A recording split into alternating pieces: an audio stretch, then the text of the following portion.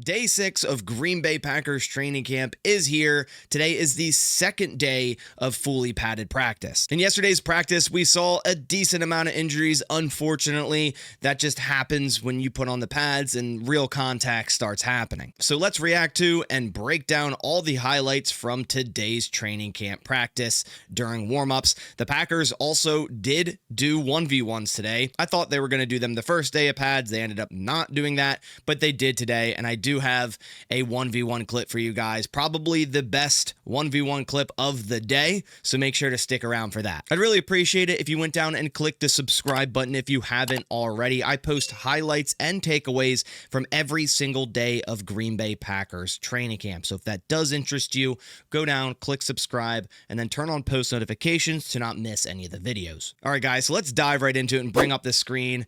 And just like every other highlight video, of course, we're going to start with a Jordan Love net video, firing the ball across the right side into that net perfectly there. Jordan Love, one thing about him in training camp so far is he's been very consistent. He's made some mistakes here and there, like throwing a pretty bad interception to Tyron Hopper a couple days ago.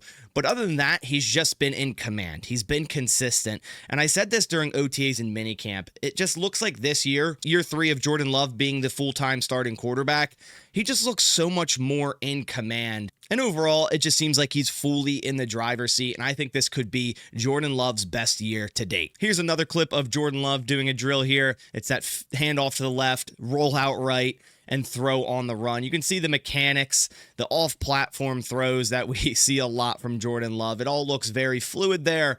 And again, it's just huge that Jordan Love is healthy now. All right, 2024, you know, a lot of people look at it as a down year for Jordan Love, but what I look at it as is an injured year for Jordan Love, a year that a lot of his receivers couldn't also catch a pass even when Jordan Love was putting the ball right in their hands. Hope all that can be cleaned up, and then also Jordan Love can stay healthy for 2025. Big things are coming if so. Here's a clip of Quay Walker. We saw some clips of him yesterday.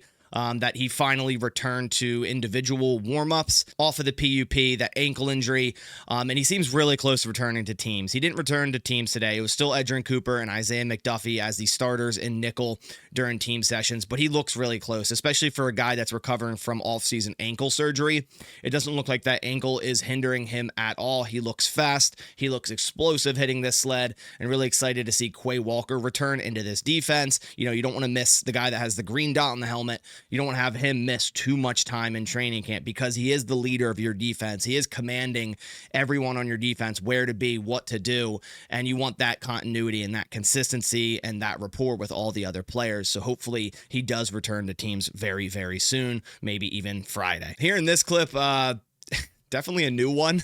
I don't think I've ever seen this drill by the Green Bay Packers. I would assume it's some type of balance drill to stay on your feet when, you know, you've one leg constrained or you're being held onto by your ankle, trying to be brought down.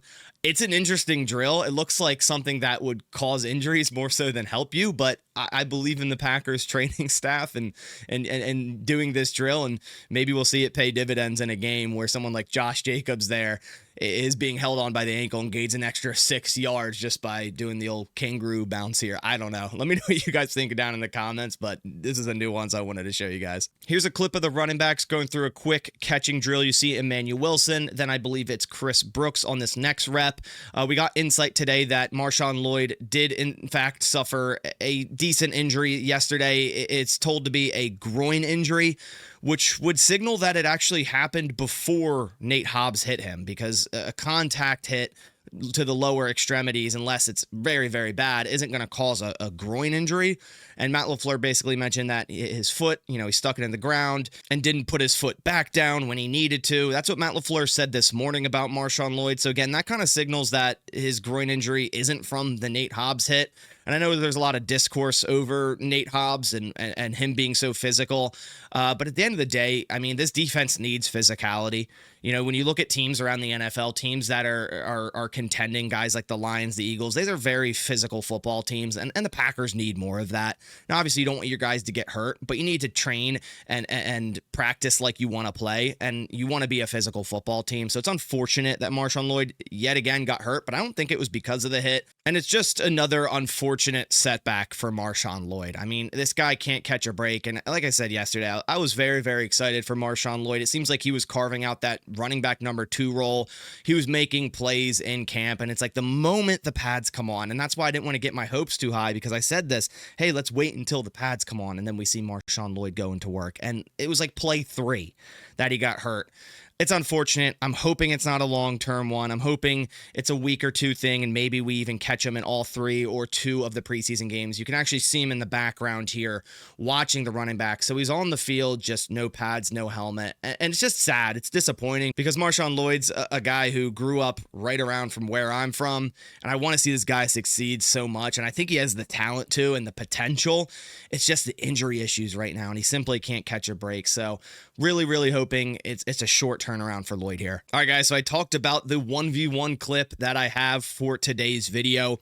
If I get more 1v1 clips or 11v11 clips, again, I'll post them at some point on this channel, so be on the lookout. But we did get the most impressive 1v1 rep, and I'm going to let it play once through here. It's a Jordan Love 9 route to Matthew Golden, who comes back to the football and kind of an underthrown ball over Carrington Valentine. The hype is just so high right now for Matthew Golden, and it seems very likely that he could become the true #1 wide receiver for the Green Bay Packers. This is just a very impressive rep because it's not a beautiful ball. Jordan Love's just putting it out there, as he should on a 9 route in practice, 1v1s. Put it out there, let both of your guys fight, right? It helps both of these players. It helps Carrington Valentine to fight for this. It helps Matthew Golden, and I love seeing him attack the football.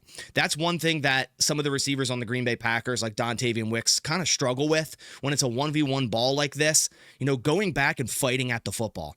And you love to see Matthew Golden do that as a smaller framed wide receiver, right?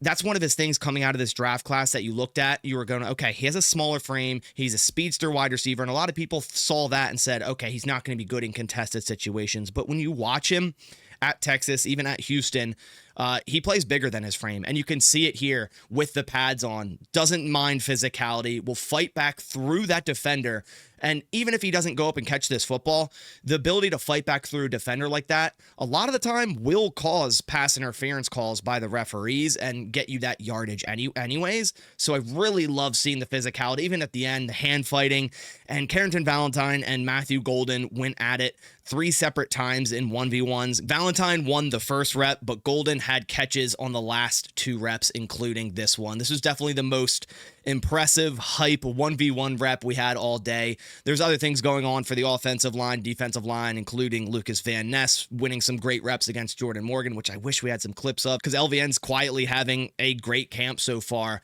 But of course, you love to see the Matthew Golden clips and what he's, already doing for this football team as early as training camp as a rookie is just outstanding. And I can't wait to see him in full time in preseason against some other defensive backs going to work week in, week out. I love watching wide receivers, and Matthew Golden is definitely one that I've enjoyed watching over the past few months. So those are all the clips I have of day 6 of Green Bay Packers training camp, second day of pads. Really glad we got to see that 1v1 rep, Matthew Golden versus Carrington Valentine. Let me know your thoughts on that down in the comments below. Again, the hype is sky high right now for Matthew Golden. The Packers, like I said, are off practice tomorrow, a day off, but they'll be back at it on Thursday and Friday. Hopefully I'll be able to get more 11v11 and 1v1 clips on Thursday, so be on the lookout for that. Like I said, turn on post notifications so you don't miss any of the videos.